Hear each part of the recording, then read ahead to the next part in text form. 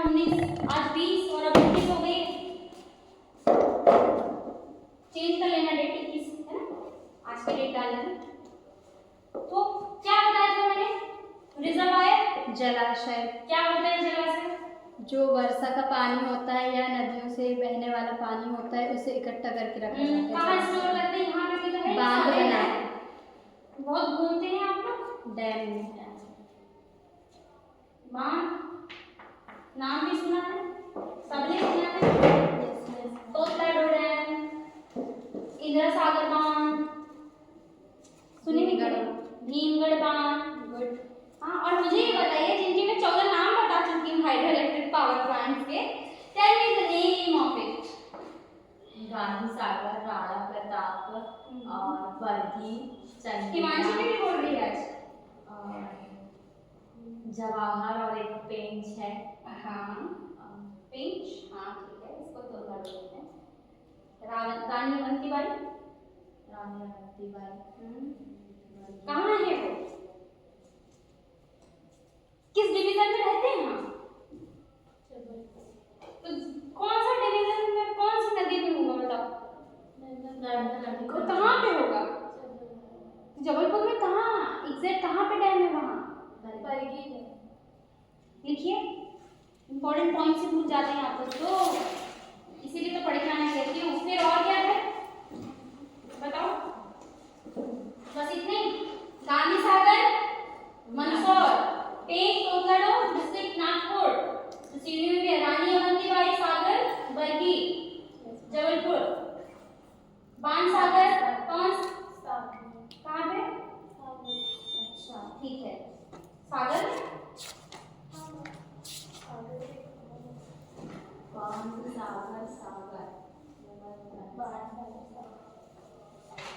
हाँ ठीक है, सिरमौर में है डिस्ट्रिक्ट रेवा में।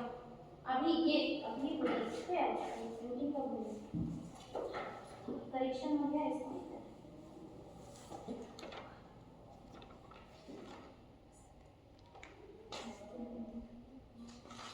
हाँ वही है।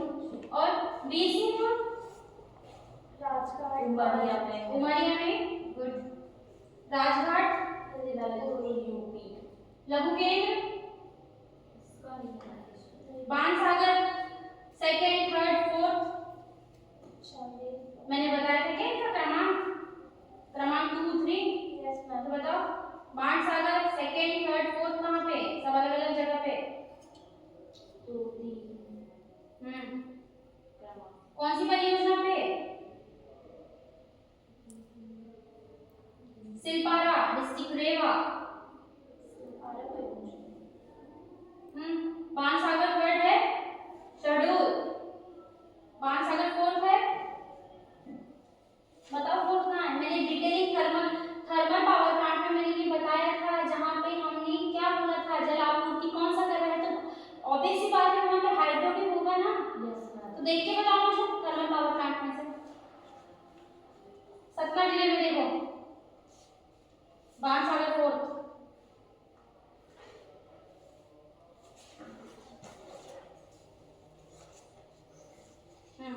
देखो ये भी नहीं पता है कहाँ ढूंढना है, तो क्यों नहीं लिखती हो मेजर वाले, फिर भी सेकंड पेपर है आपका, ये नहीं करना था कि मैं ऐसे पीरियोडिसिटी समझा के पढ़ लिया वाला इसमें। सतना में ये आगे का काम आपका है। राजघाट आपने बता दिया, राजघाट डिस्ट्रिक्ट अशोकनगर,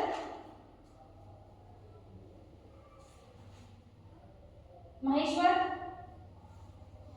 कहाँ होगा, किस नदी पे होगा महेश्वर?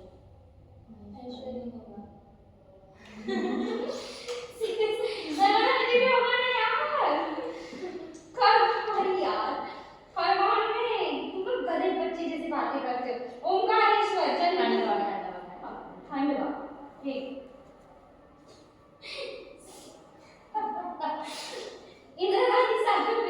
इंदिरा गांधी सागर विद्युत केंद्र पुनासा कहाँ है, इसकी बताओ मुझे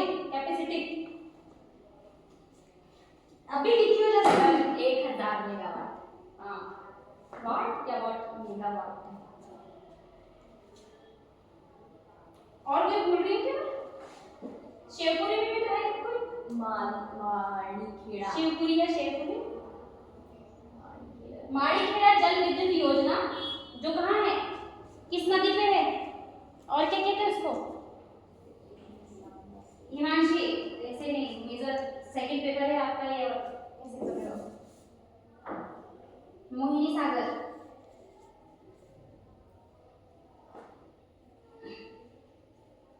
इंद्र सागर, पुनासा एक लिख लियो ना, खंडवा। चांदेर प्रोजेक्ट बता दो। खंडवा। चलो कुछ तो बोले।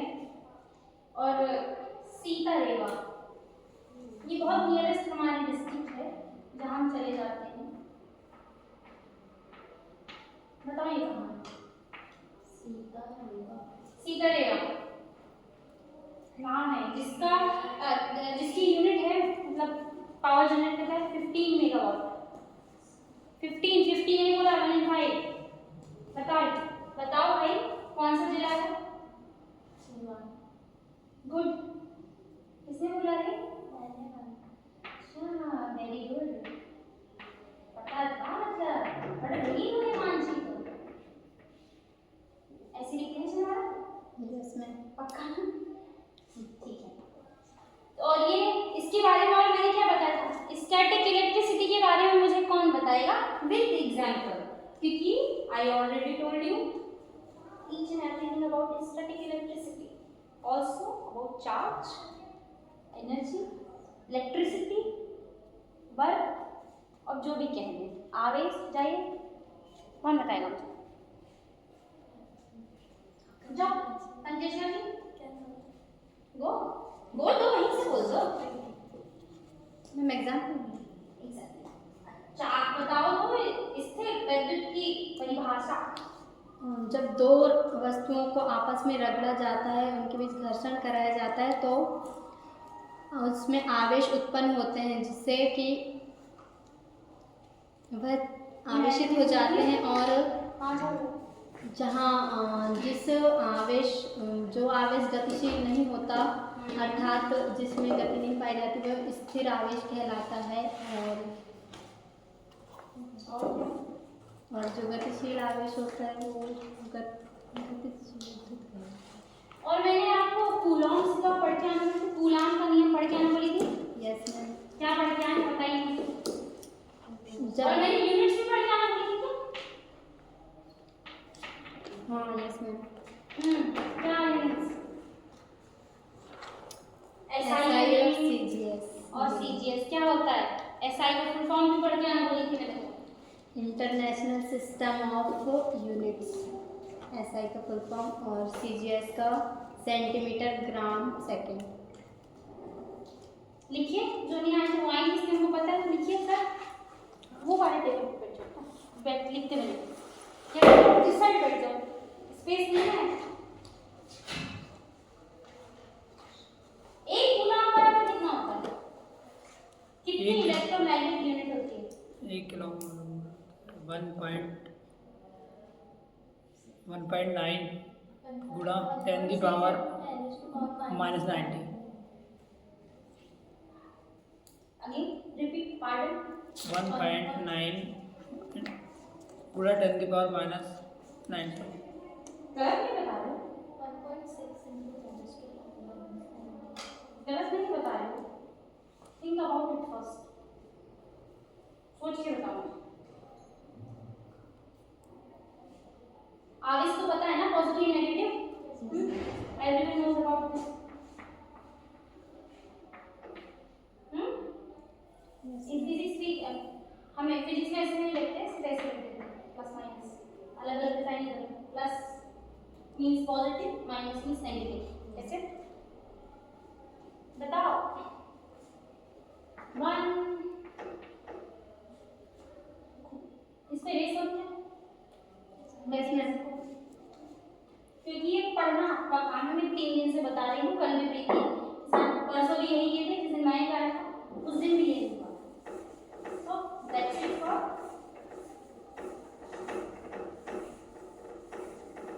तुम लोगों को। अगर मैं सारा ही काम कर रही हूँ तो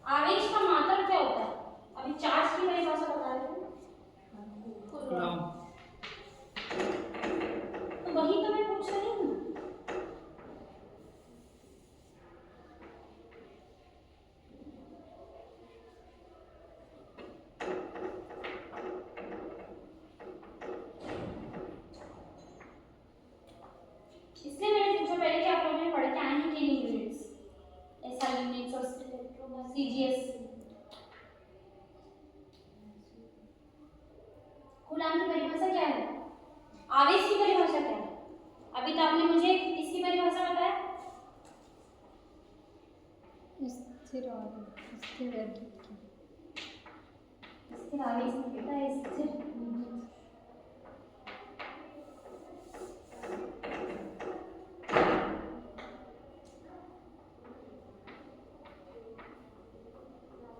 यहाँ पे आ रही है ना इलेक्ट्रिसिटी, यही होती है इसका फ्लो हो जाती है। स्टैटिक इलेक्ट्रिसिटी हेडिंग लिखिए। स्थिर विद्युत। और हमारे चैप्टर का नाम क्या है? स्थिर वैद्युत। गुड। हाँ, तो क्या परिभाषा बताएगी? किसी वस्तु का प्रभाव हो जिसके कारण उसमें दूसरी वस्तु को आकर्षित करने की प्रॉपर्टी आ जाती है, उसको चार्ज कहते हैं। और ये जो आपने बताया है मुझे चार्ज का ऐसा ही यूनिट कौन सी इस पद्धति में बताया है? ऐसा ही और सीजीएस ESU और ENU होती है इसमें।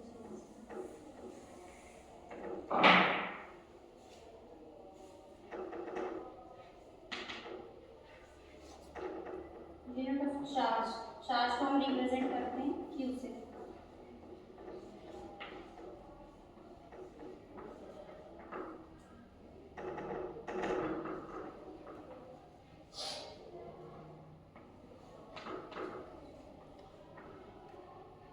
अरे मामी कूलम, कूलम है ना, कूलम ऐसे ही लिखते हैं हिंदी में। देखने ना मुझे थोड़ा फटफड़ा हो जाता है हिंदी में। ऐसे लिखते हैं ना। इसको ये भी लिखो इन एसआई यूनिट। एसआई यूनिट का फुल फॉर्म क्या था? International system of unit. लिखो Mayan, happy birthday Mayan. Thank you happy birthday भैया। Thank you. इंटरनेशनल बोलो यूनिट सिस्टम, इंटरनेशनल यूनिट मैन सिस्टम जैसा बोलोगे वैसे लिखोगे। International system of unit. Of unit, units units. आपस में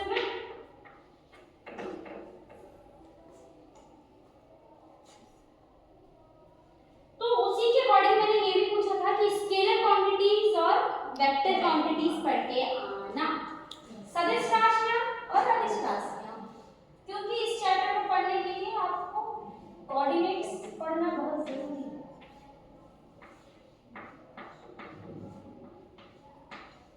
क्या होती है? हम इसमें सिर्फ परिणाम की आवश्यकता पड़ती है, दिशा की नहीं। अदिश परिमाण की, अदिश राशियों की, और सदिश में सदिश दिशा की भी आवश्यकता होती है और परिमाण।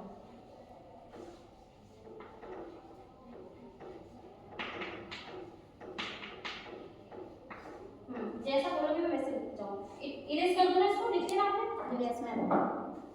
मैं लिख रही हूँ। यस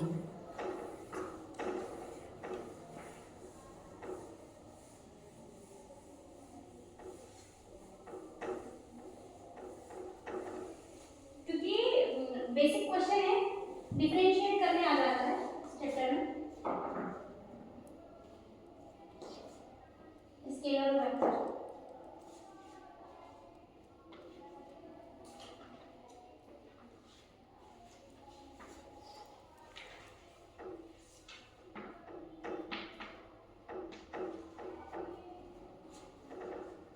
बताइए। इसमें विमा होती है, इसमें दिशा होती है, इसमें परिमाण होता है। सदिश में दोनों, दिशा परिणाम दोनों। ठीक बोलो भैया, इनको मिला करना। अदिश राशि में केवल परिमाण की आवश्यकता होती है आगे। और सदिश राशि में परिमाण और दिशा दोनों की आवश्यकता होती है। तो मुझे बताओ, चार्ज की यूनिट तो कूलम है, ठीक? एज डी साइड आप लोगों ने सीखा।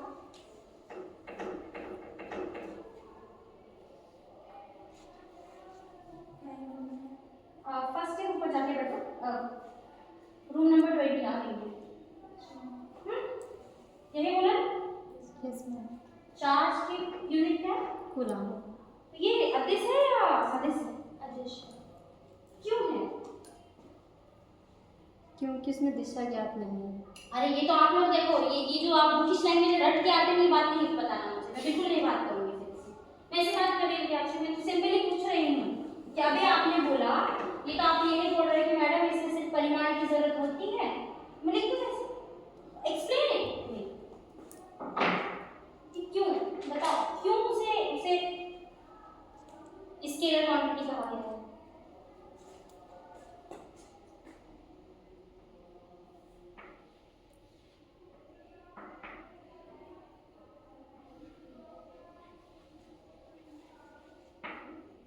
बताओ, एग्जांपल लिखूंगी मैं, बस डेफिनेशन नहीं लिखूंगी। लिखो पहले चार्ज हिंदी वाली, हिंदी में। यदि किसी चालक में 1 एम्पीयर की विद्युत धारा, यदि किसी चालक में 1 एम्पीयर की विद्युत धारा 1 सेकंड तक प्रवाहित की जाती है, तो इसमें प्रवाहित आवेश की मात्रा 1 कूलाम होगी। मेरे शब्दों को अच्छे से सुनिएगा। यदि किसी चालक में 1 एम्पीयर, एम्पीयर को क्या लिखते हैं बताओ? 1 एम्पीयर की विद्युत धारा, इलेक्ट्रिसिटी 1 सेकंड तक प्रवाहित की जाती है, तो इसमें प्रवाहित आवेश की मात्रा 1 कूलाम होगी। तो क्या बोल रहे हैं, वो एक चार्ज है,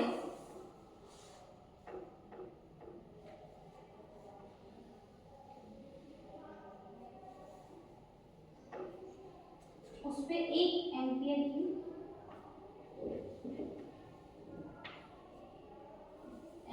स्पेलिंग क्या होती है?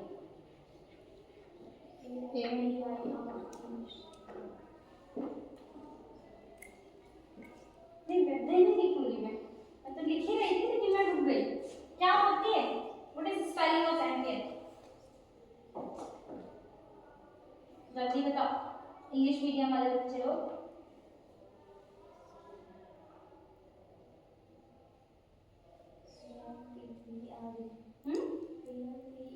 मुझे नहीं पता, मैं तो पढ़ाऊंगी, लेकिन मुझे पता एम्पीयर की क्या होती है। यशस्वी, मयंक, AMPEAR।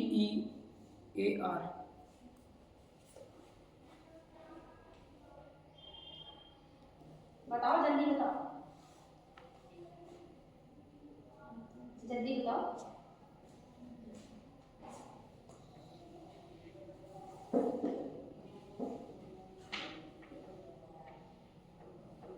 मैं टेबल बनवाऊंगी SI यूनिट्स का, क्योंकि अलग अलग यूनिट्स अलग, इंटरनेशनल अलग है और सेंटीमीटर, ग्राम, सेकंड में अलग है। इसमें इसकी यूनिट हो जाती है चार्ज की, स्थिर कूलाम। स्थिर कहना चाहिए, कूलाम। एम्पीयर की बता रहे थे स्पेलिंग आप, स्थिर कहते हैं, स्थिर तरल। बताओ एम्पीयर की स्पेलिंग, मैं नहीं बत लिखूंगी वहां पर।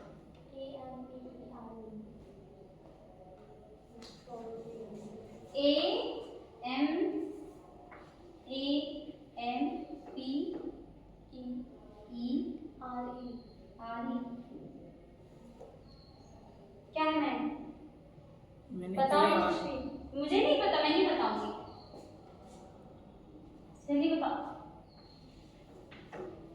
अरे फोन यूज कर लो, हमेशा तो फोन चलाते हो सभी के सभी।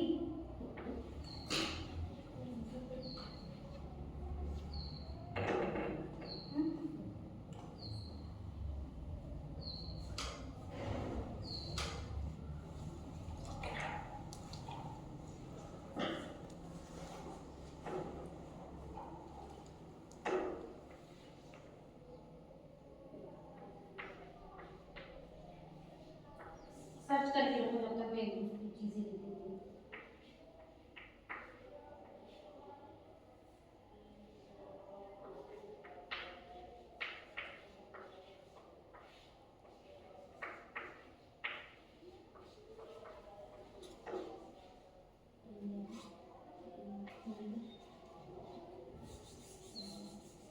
जल्दी बताओ, लिखना भी नहीं मुझे।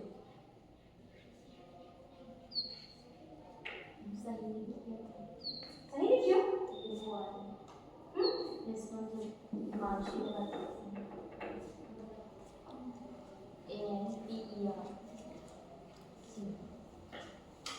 तो क्लैप फॉर हिमांशु। अरे क्लैप फॉर योरसेल्फ। ताली बजाओ पहले।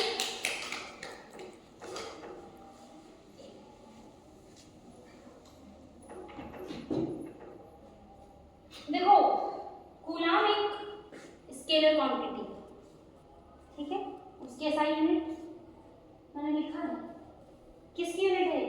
आवेश। आवेश चार्ज के यूनिट है ना। लेकिन सीजीएल बोल रही हूँ मैं, ऐसे सीजीएल देते हो ना आप लोग, मुझे एक्सक्यूज देते इसलिए सीजीएल लिखते। सीजीएस सेंटीमीटर ग्राम सेकंड के अकॉर्डिंग इसकी जो यूनिट होती है चार्ज की, यहाँ पे चार्ज है बस एस्टिक कूलाम, स्टैक कूलाम और विद्युत चुंबकीय मात्रा किसका होता है? Air coulomb. लिख लीजिए, फिर मैं आपको यूनिट निकाल के बताऊंगी कैसे निकालते हैं। 1 कूलाम इज इक्वल टू, परिभाषा लिख लिए थे ना? Yes ma'am. क्या लिखे थे?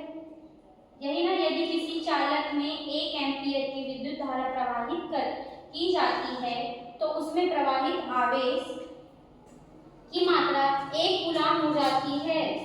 दर्शाती हूँ पीछे लिख लिए, ये सब लिख लिए। स्केलर क्वांटिटी का एग्जांपल मैंने क्या लिखा है अभी तक? Coulomb.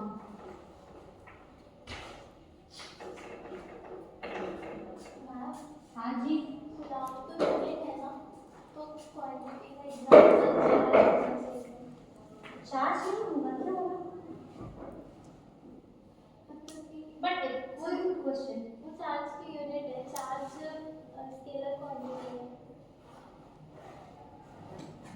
Centimetre gram second, time की यूनिट क्या है? टाइम कैसे काउंट करते हो? यूनिट्स की बात कर रही हूँ मैं। यहाँ पे क्या बोला था मैंने? International system of units. तो यूनिट्स की ही बात करेंगे, तो यूनिट्स की क्वांटिटी और क्वालिटी, मुझे लगा उसका एग्जांपल है, इसीलिए मैंने लिखा भी है। Here we talk about quantity, quality का हम होता है समझ गए?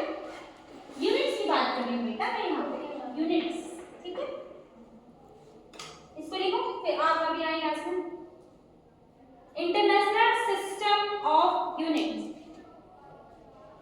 परिभाषा क्या बोली हूँ मैंने? हिमांशी बोलो। चार्ज की, यदि किसी चालक में 1 एम्पीयर की विद्युत धारा 1 सेकंड तक प्रवाहित की जाती है तो इसमें प्रवाहित आवेश का मान 1 कूलाम होता है। क्या होता है? फिर से बोलो तो मैं परिभाषा फिर से बोलिए। यदि किसी चालक में 1 एम्पीयर की विद्युत धारा 1 सेकंड तक प्रवाहित की जाती है तो उसमें प्रवाहित आवेश की मात्रा 1 कूलाम होगी।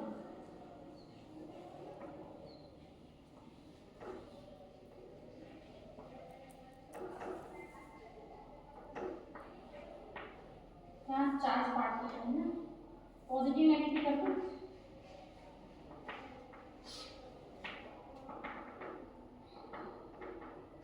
पॉजिटिव नेगेटिव काम कैसे करते हैं तो पता होगा? बताओ कैसे करते हैं? मैग्नेट कैसे काम करते हैं? एक साइड उसका पॉजिटिव होता है, पॉजिटिव तो अगर मैं आपसे ऐसे पूछूंगी तो आप मुझे ऐसे बताओगे मैडम एक साइड पॉजिटिव एक साइड है। अरे भाई पोल्स बताते हैं, मैग्नेटिज्म की पढ़वा रही हूँ। North and south pole.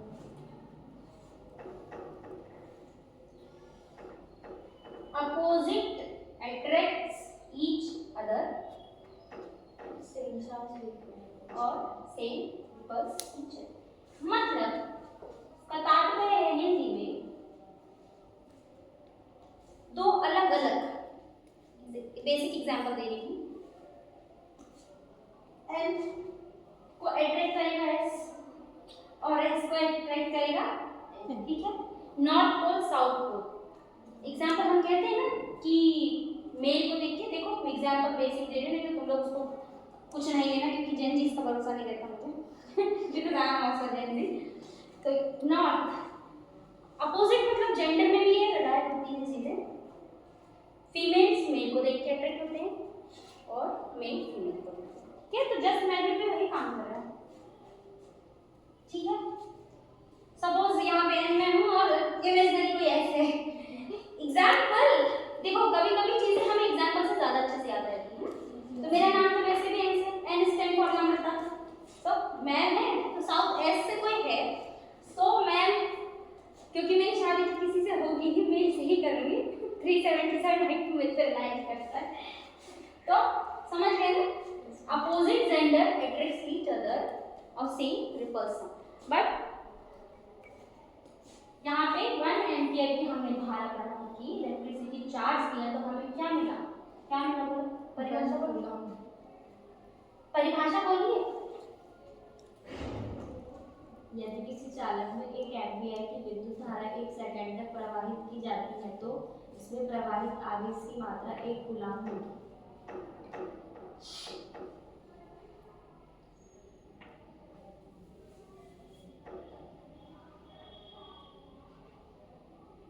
Coulomb है। ये क्यू चार्ज है ना, पॉजिटिव नेगेटिव पॉजिटिव नेगेटिव, यहाँ पे अच्छे से बना देती हूँ। ये 1 एम्पीयर की धारा प्रवाहित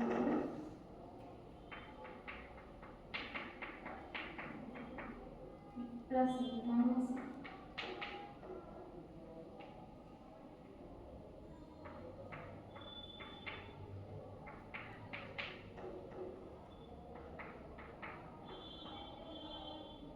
डायग्राम बुक में नहीं बनाना है, पहले बता देंगे, बुक में नहीं बनाना।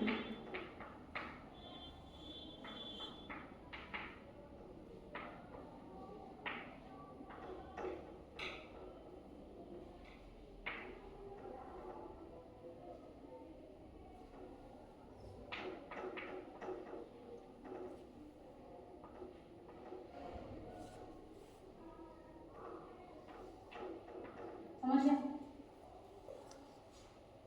इसलिए मैंने आप लोग दोनों ने आए थे पॉजिटिव नेगेटिव लिखा था नहीं, plus represent positive minus negative, and note के कोड कहते हैं कि नहीं, समझ गए? तो अकॉर्डिंग टू डेफिनेशन बोलो, तुम बोलो डेफिनेशन में सिर्फ डिफाइन करेंगे।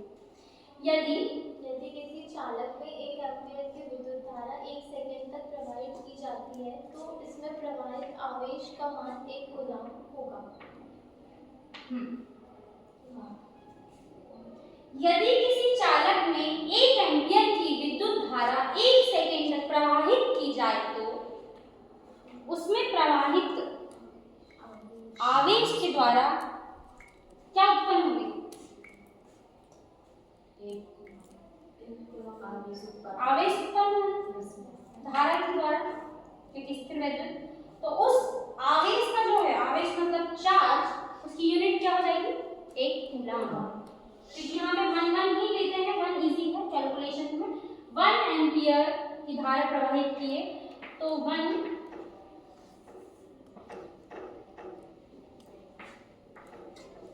क्यू की यूनिट क्या हो गई? कूलाम। किसमें है ये?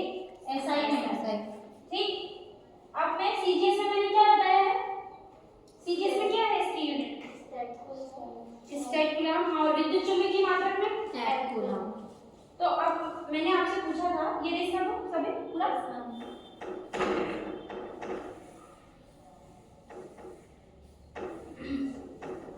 मैंने आपसे पूछा था, क्या पूछा था मैंने, बताओ। आपको क्वेश्चन याद नहीं, ये पूछ रही हूँ।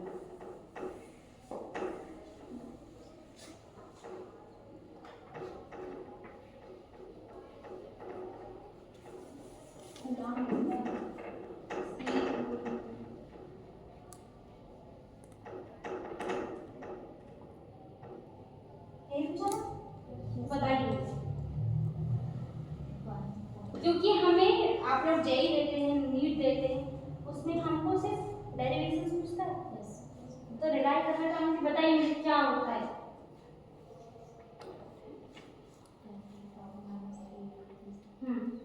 क्या बोल रही हो यशस्वी? 1.6 into 10 raised to the power minus 19। कहाँ से लेके बता रहे हो? बताओ। कहीं से बेटा कौन बताओ? कैसे पुलाव हुआ ये पूछ रहे हैं। नहीं, अरे हमने अभी बोला था एक भाई। कितने आवेश होते हैं। अरे मेरी माँ, समान। अभी परिभाषा आपने डिफाइन की थे। Yes, ma'am. क्या परिभाषा पढ़ी हो माता? बताओ मुझे, जल्दी बताओ। परिभाषा पढ़ो फिर से। यदि किसी चालक में 1 एम्पीयर की विद्युत क्या बोल रही धारा, हो? फिर से पढ़ो। यदि किसी चालक में 1 एम्पीयर की विद्युत धारा, फिर से पढ़ो लाइन। और ये लाइन बताओ इसको।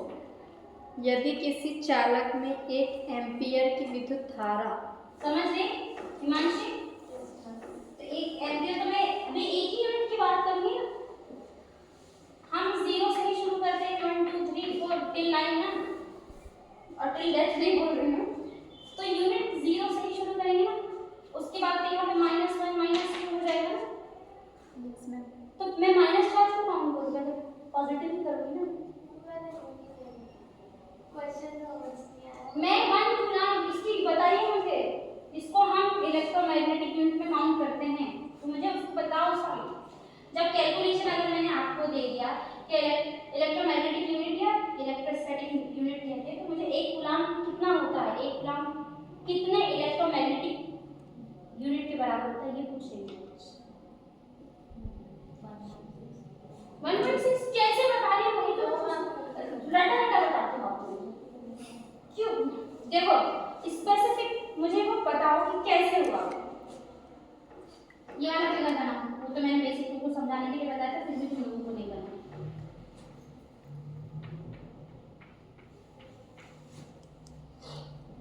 मैं ये बनाइए।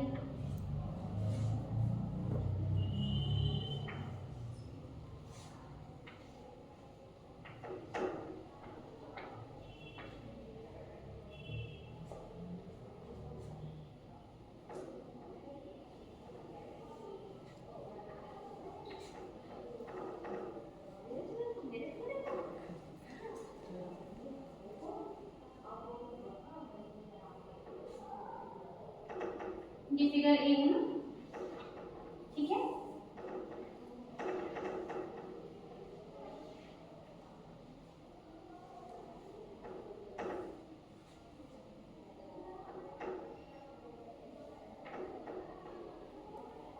मैंने सोचा था आप लोगों ने प्रिपरेशन करे हैं तो आप लोगों को समझ में आ जाएगी चीजें, बट हमको गलत समझ बैठे।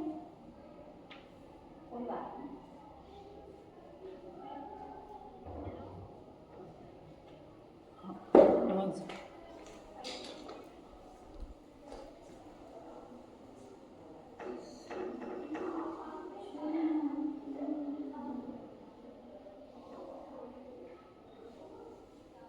ये बी है, इसको सी कहना चाहिए।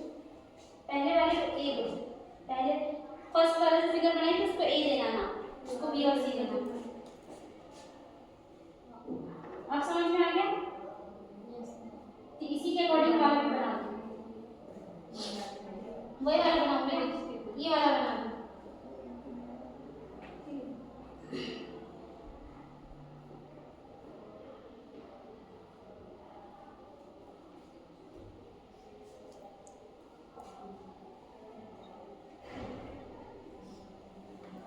अभी तो मैंने आपको कूलाम का नियम पढ़ाया ही नहीं, लेकिन कूलाम के नियम पढ़ाया था। बताओ मुझे यूनिट बताओ, मुझे गूगल करके भी बताओगे तो भी चलेगा।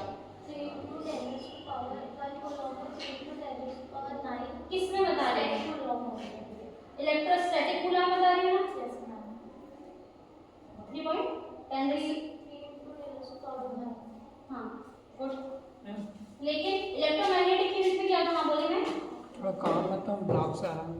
अर्जेंट है तो जा सकते हो। ये जो आपने बोला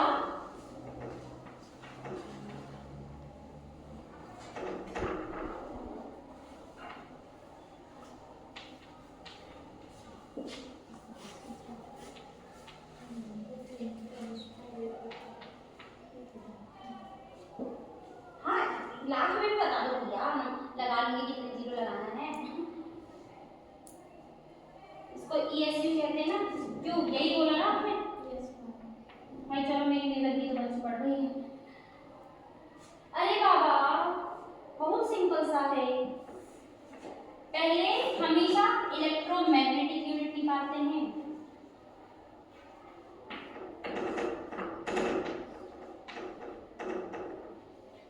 लिखो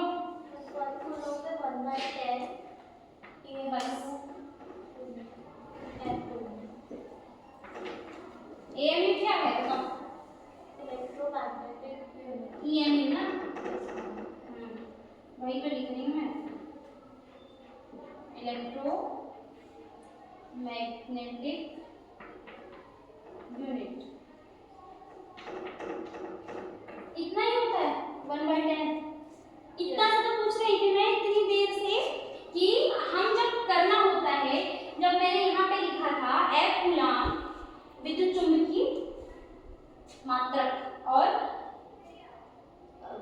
स्टेट कूलाम जो मैंने CGS में बताया था उसमें, तो एक कूलाम की जो यूनिट है उसकी, क्योंकि डेरिवेशन करने के लिए तो क्या होता है 1 coulomb is equal to 1/10 electromagnetic unit और 3 multiply by 10 raise to the power 9। Ma'am हम लोग इलेक्ट्रोस्टैटिक इलेक्ट्रॉन बता रहे, इलेक्ट्रॉनों की संख्या बता रहे हैं, ऐसा कंफ्यूज है। मैं वो नहीं पूछ रही थी, मैं सिर्फ आपसे ये पूछ रही थी कि यूनिट ऑफ चार्ज क्या है, तो उसके अंदर अगर हमको, मैंने आपको बोल दिया कि आपने स्पेसिफिकली नहीं करते हैं, जब भी हमको एक चीज आपने पढ़ते हो स्पीड ऑफ लाइट क्या होता है? घटा वाला नहीं बताओ, मैं बताई करूँगी।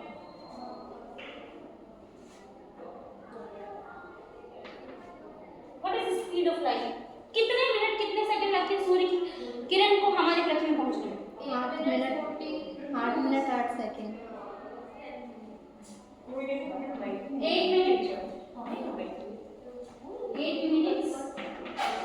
ये कल मैंने पढ़ाया है, इसमें बता दी। और क्या पढ़ाया था कल मैंने? कल मैंने बताया भी था पृथ्वी से सूर्य की दूरी बताया था। स्पीड ऑफ लाइट, मुझे स्पीड ऑफ लाइट नहीं, ये सूर्य की किरण को स्पीड ऑफ लाइट किसमें नहीं, सूर्य की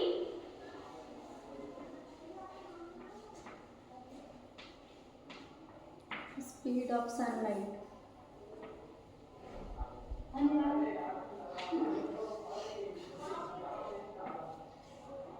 सूर्य की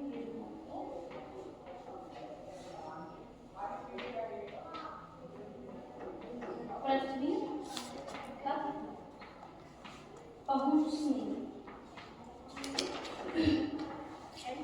में लगा समय। समय मीन्स टाइम ना, या स्पीड कह दो, चाल, वेग, दूरी, स्थापन, समय, क्या है ये? क्या होता है? मैथमेटिक्स में पढ़ते हो कि नहीं? राशि, भौतिक राशि। इसलिए मैं रुक गई थी, भौतिक राशियां यही तो, यही बोल रही हूँ। हम जो लाइट देखते हैं, सूर्य जब सनराइज होता है तो वहाँ यूनिवर्स निर्वात में अनंत ब्रह्मांड निर्वात में सूर्य की चाल 3 गुणा गति का 8 मीटर प्रति सेकंड है। क्योंकि वहाँ पे मीडियम नहीं है, ना वहाँ पे वैक्यूम है, ना ग्रेविटी है, ना मैग्नेट है, लेकिन पृथ्वी में तो सब है। That's the rarest planet of the earth. Rare तो हमेशा यूनिक रहो, रेयर ही रहना। बी रेयर हमारी 5 उंगलियों के बराबर नहीं है। That's why I always say be proud of yourself. हम जैसे सिर्फ हम हैं, इसके अलावा कोई और नहीं हो सकता। समझ गए ना?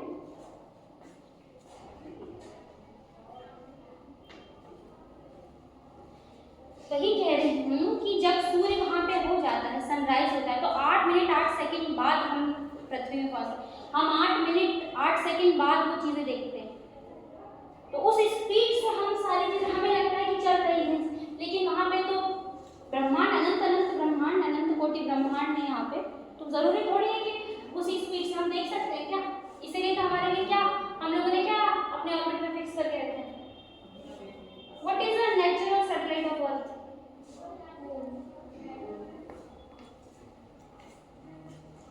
ये किसने दिया है?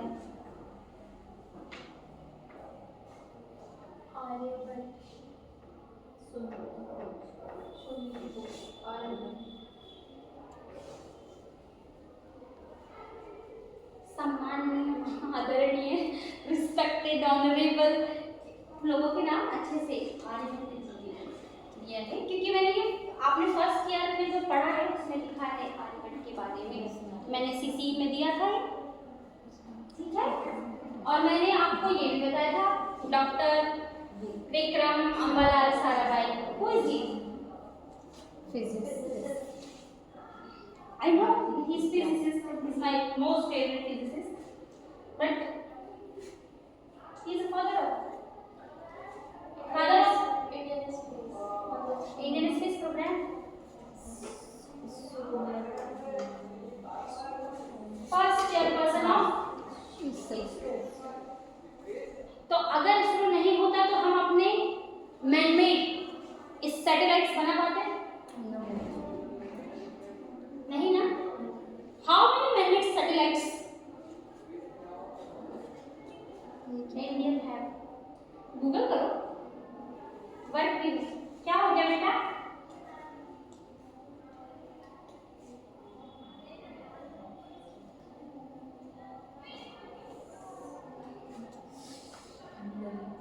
कोल लिखा था ना, किरणों को पृथ्वी तक पहुंचने में, देखो बता भी नहीं सक रहे मैडम हिंदी गलत नहीं छोड़ करके।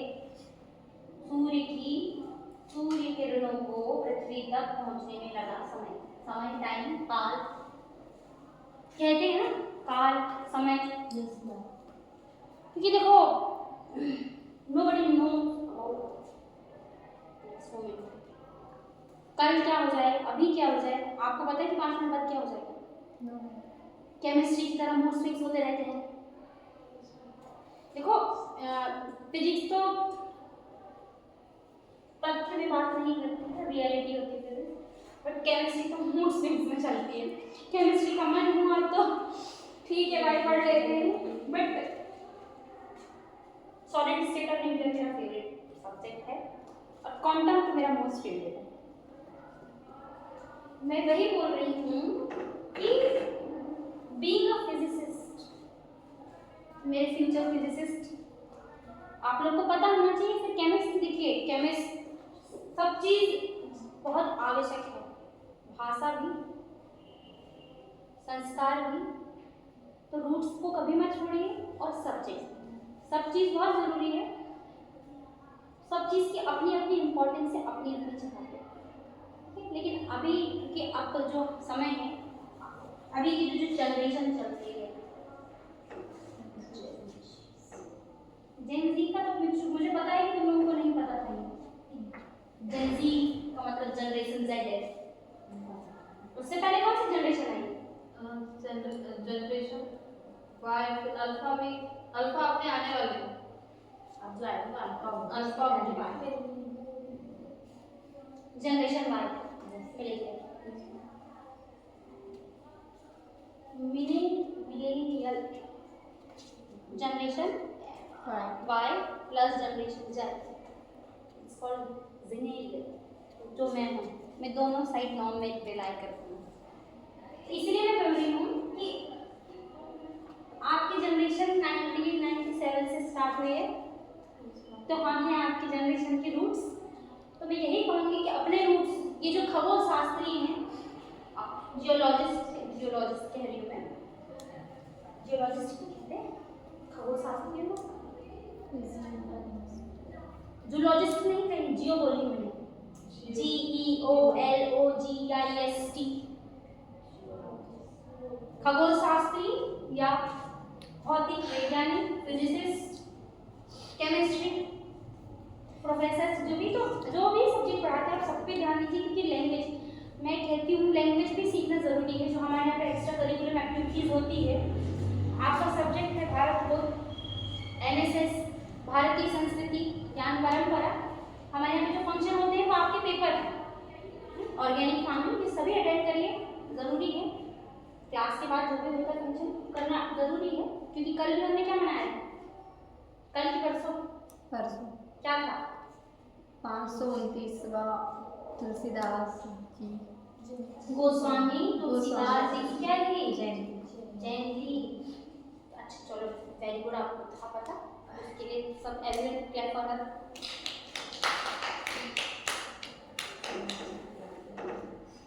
बस मैं ये कहती हूँ कि ये जो यूनिवर्स है ना, यूनिवर्स बहुत पसंद है। अनंत ब्रह्मांड मुझे बहुत पसंद है। अनंत ब्रह्मांड, क्योंकि यहाँ पे एक ही नहीं है।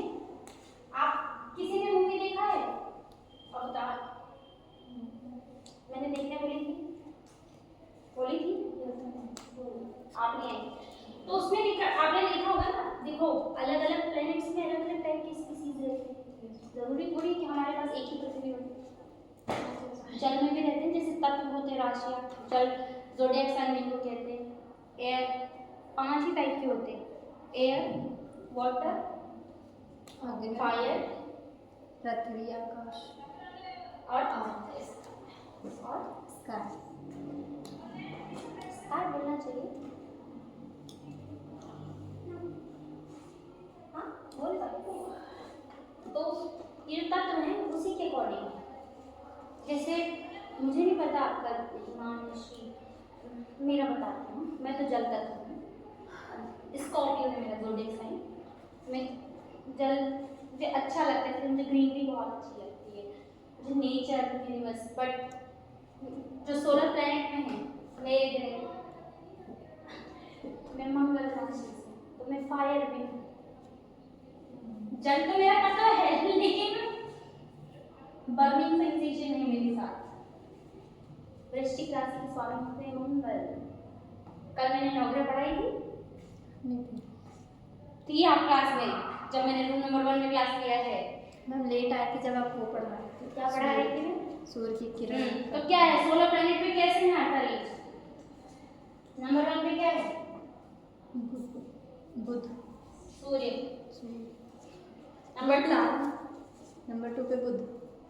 देखो वो तारा ही है, उसमें बहुत ज्यादा मात्रा में एक ही चीज है, दैट्स व्हाई मुझे वो बहुत पसंद है। सूर्य, जितने भी खगोलशास्त्री होते हैं या फिजिसिस्ट होते हैं, सब स्टडी इस पे ही करते हैं।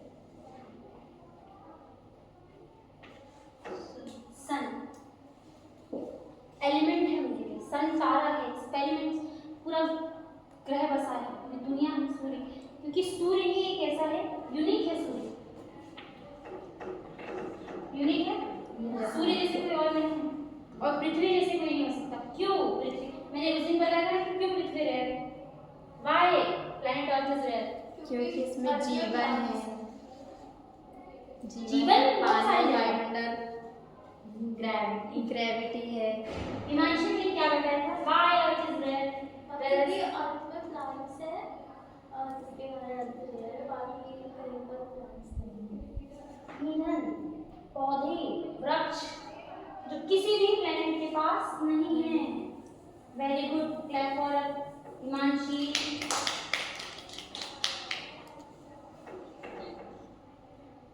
इसलिए अगर हम इस प्लैनेट अर्थ में रेयर हैं, तो हम अपने घर में भी यूनिक हैं, क्योंकि हमारे हाथ की 5 फिंगर डिफरेंट है ना, अब अलग अलग है, ठीक है। एक भी कट जाएगी तो हम मुक्का नहीं बना पाएंगे वहाँ पंच करने के लिए, हाँ है ना। तो हर एक फिंगर की अपनी यूनिक पर्सनालिटी है। पिंकी फिंगर ऐसे कुछ कहते हैं, index finger, pinky finger, thumb index, अच्छा ये लिटिल,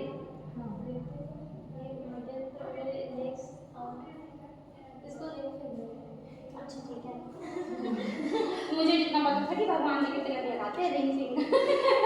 पिंकी प्रॉमिस करते हैं तो पिंकी आप लोग की बात करो। हाँ, मिडिल फिंगर और इंडेक्स और थंब।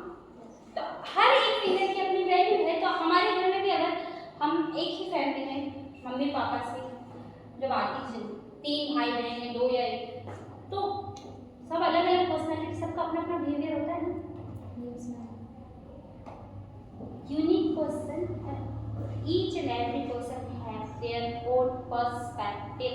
सभी व्यक्तियों का अपना अपना दृष्टिकोण होता है। कोई भी किसी के दृष्टिकोण के अनुसार नहीं चलता। सबके अपना देखने का नजरिया होता है। पर्सपेक्टिव मतलब दृष्टिकोण, नजरिया, समझ रहे? सो ये सारी चीजें हो गई। हम यहाँ पढ़ते पढ़ते एस्ट्रोलॉजर भी बन गए थे थोड़ी देर के लिए, फिजिसिस्ट छोड़ के, it's a part of physics. सारी चीजें हो गई। That's it for today. Thank you. आगे मैं कल आपको ये सारी जितनी चीजें मैंने पढ़ाई है